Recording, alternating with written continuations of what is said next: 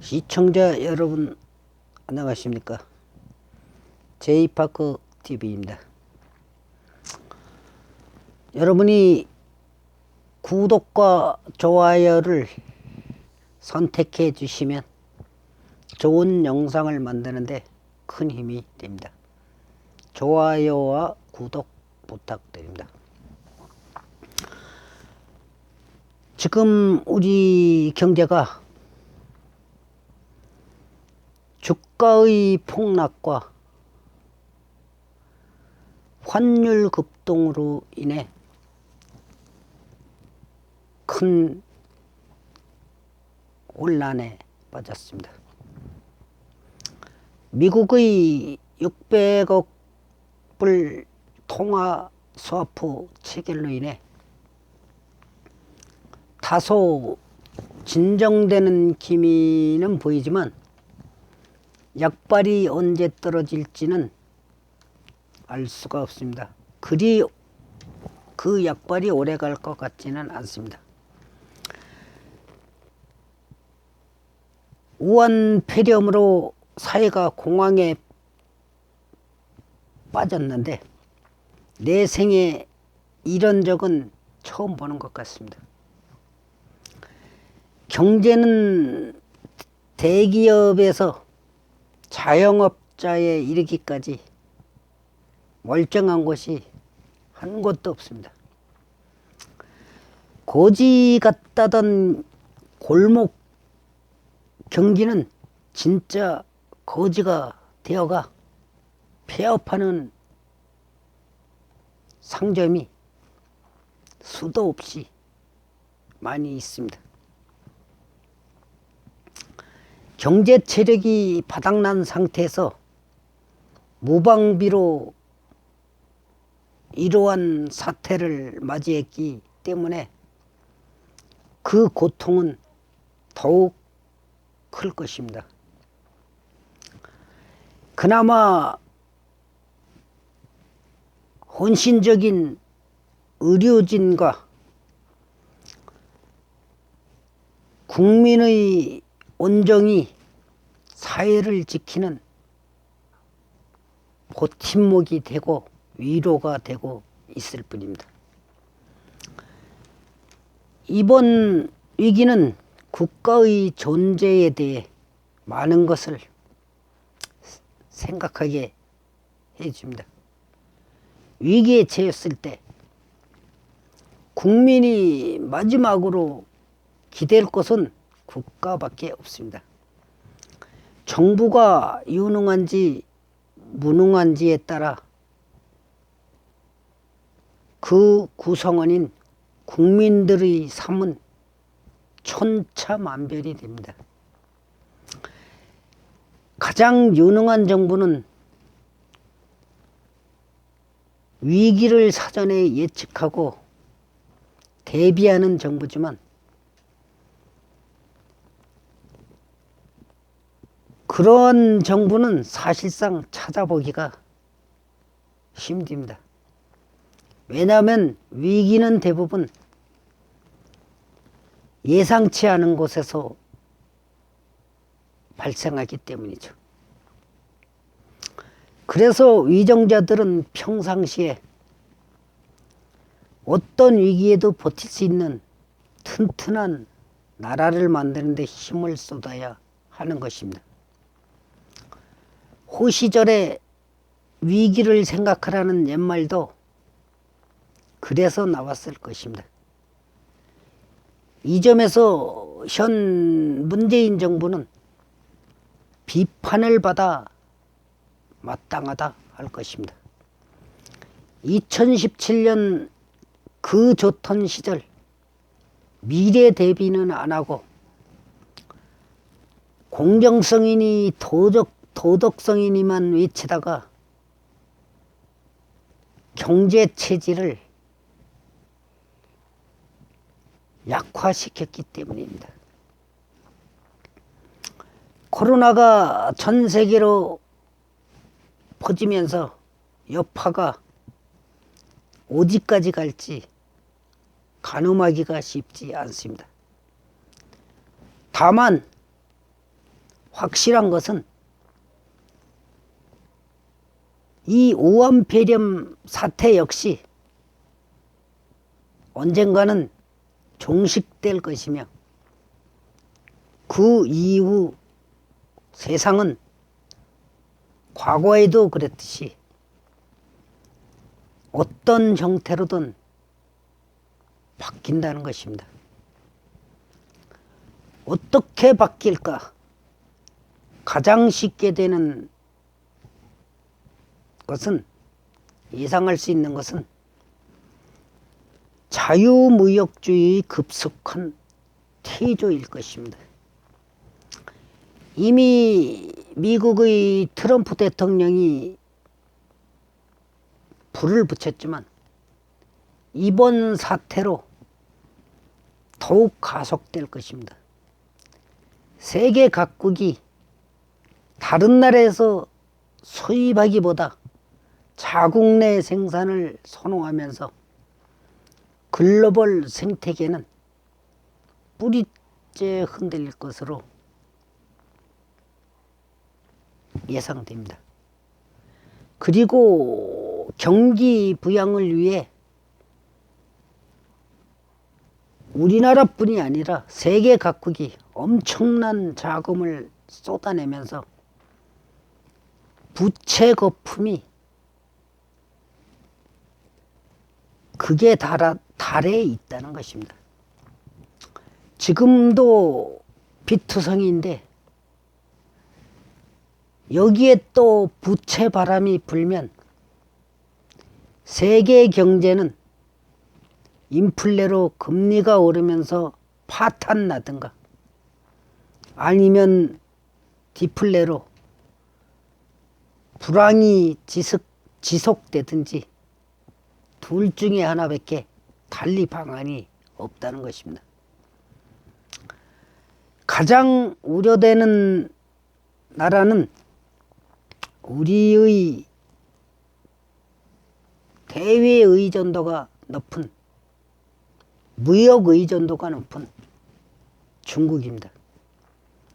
기업 부채가 2008년 세계금융위기 때 4조 6천억 달러에서 지난해인 2019년 21조 달러로 늘면서 절대 금액이 미국의 16조 달러보다 많아졌다는 것입니다. 이렇게 급증한 부채를 소화하려면 경제가 최소한 6, 7% 이상 성장해야 하는데 사실상 불가능하다고 볼 수 있습니다.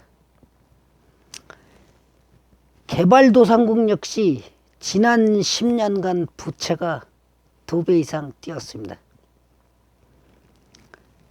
디플레성 불황이 지속되면 이미 폭락하고 있는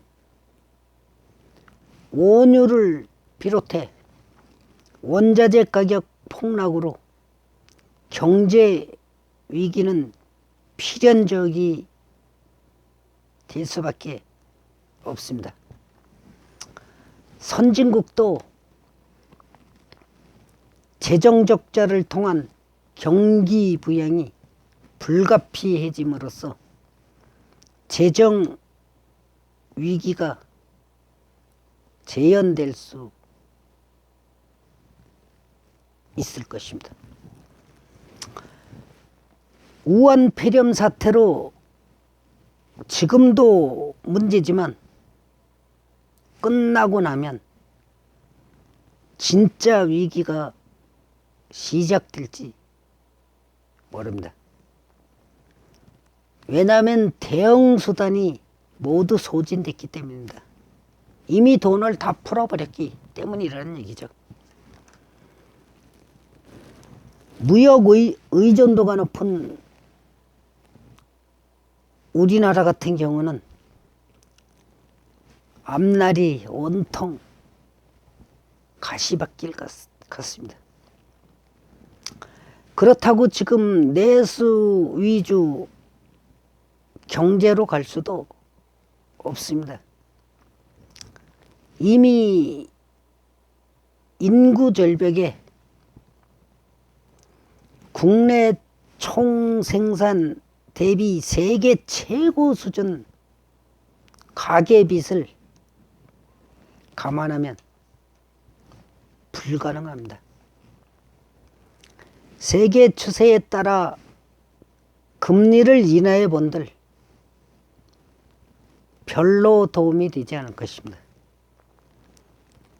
투자 마인드가 바닥인 상황에서 오히려 투기만 부추길 뿐입니다. 재정에서 돈을 뿌리는 것은 당장은 효과가 있겠지만 자칫 더 무서운 국가부도로 갈 수가 있습니다. 그러면 어떻게 해야 하나? 최선의 대안은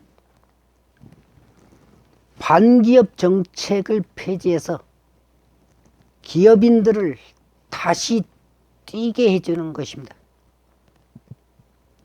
왜냐하면 경제는 기업인이 만들지 않으면 지속 가능하지 않습니다. 정치인이 경제를 갖다 이끌 수는 없는 것입니다. 그렇기 때문에 규제 완화는 더 시급합니다. 석학들은 신산업을 세계 경제의 유일한 돌파구로 보고 있습니다. 러시아의 푸틴마저 앞으로 인공지능을 지배하는 자가 세계를 지배해야 한다라고 말할 정도로 각국은 관심을 갖고 있습니다. 우리도 빨리 신산업에 적극적인 투자를 하고 개발해야 될 것입니다. 하지만 현실은 정반대로 가고 있습니다. 기업들이 다 죽게 생겼는데 건설과 산업 현장에서는 민노총과 한노총이 경쟁하듯이 기승을 부리고 있습니다. 그리고 돌아오는 총선의 친노동 공약도 엄청나게 쏟아내고 있습니다. 여권은 선거를 앞두고 재정을 덮으려고 야단입니다. 국민에게 돈을 나눠주자는 발상도 나왔습니다. 대통령이 제출한 추경 예산안이 마음에 안 든다고 경제부총리를 면박하는 일까지 발생하고 있습니다. 모두 제정신이 아니죠. 가계부채가 이미 한계점에 도달했는데 국가 부채마저 급증하면 어떻게 되겠습니까? 한국 투매가 일어나면서 3, 5년 최근에 정말 큰 위기가 올 것입니다. 지금 상황이 참으로 심각한데 위정자들 행태를 보면 위기의식이라고는 찾아볼 수가 없습니다. 노련한 선장은 태풍을 만났을 때 파도를 보지 않고 바람을 잃는다고 합니다. 우리 위정자들도 제발 눈앞의 표만 보지 말고 바람 좀 읽으시오. 배가 침몰하지 않도록 해 주시면 제 역할을 다한다고 할 수 있겠습니다. 지금 앞으로 다가올 기업체의 회사채 상환 규모가 어마어마합니다. 기업들이 유보금을 갖다 다 소진하라고 한 2년 사이에 난리가 났지 않습니까? 그래서 현대자동차 같은 이는 저 한전부지를 10조 5천억씩이나 주고 사고 투자라고 하고 있는데 그 유보금을 가지고 있었어야 됩니다. 기업이 현금을 가지고 있다 이런 위기 때를 대비해야 되는데 비용들을 거의 다 썼을 겁니다. 왜냐하면 주식 배당금으로도 상당액을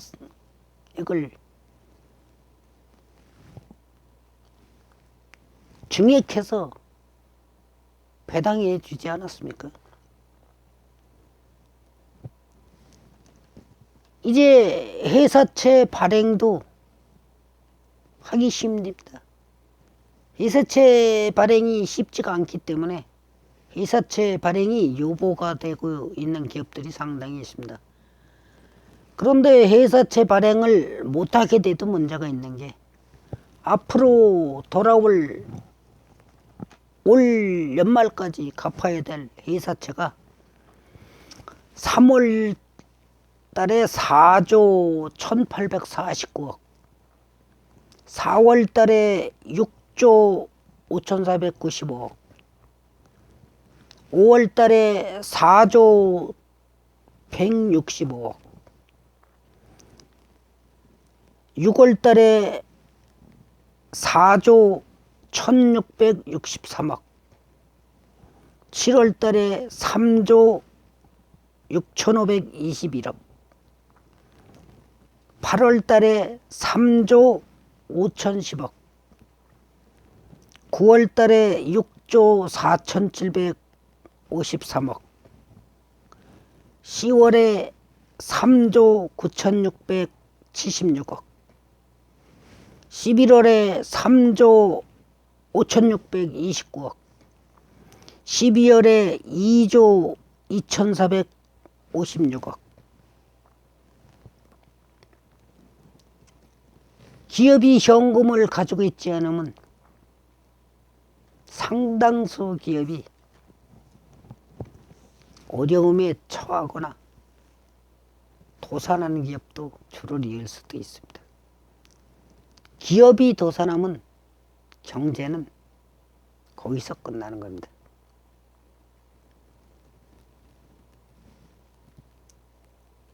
기업인은 정치에 얽매이지 말고 소신껏 운영을 잘 했어야 되는데 몇몇 기업이 정경유착으로 인해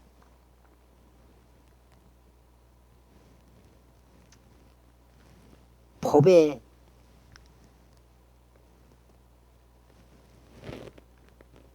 노예가 돼서 이리저리 끌려다니고 일부 기업들은 노조에 휘둘려 제대로 자기 의지대로 경영도 못하고 몇몇 기업은 경영권 싸움에 정신이 없고 이 나라의 경제는 기업이 책임져야 합니다. 기업인에게 소신껏 경영할 수 있는 법과 제도를 만들어야 할 것입니다. 정치인들은 경제를 좌지우지해서는 안 됩니다. 왜냐하면 정치인은 정치인일 뿐이지 경제와는 그닥 식견이 없다고 할 수 있겠습니다. 이러한 자들한테 뭔가를 해줄 것 같이 바라서도 안 될 것입니다. 어쨌든 아무쪼록 시청자 여러분들, 다가올 경제 위기에 잘 대처할 수 있는 방법을 강구해 어려운 시련이 가중되지 않도록 해주시기 바랍니다. 시청해 주셔서 감사합니다.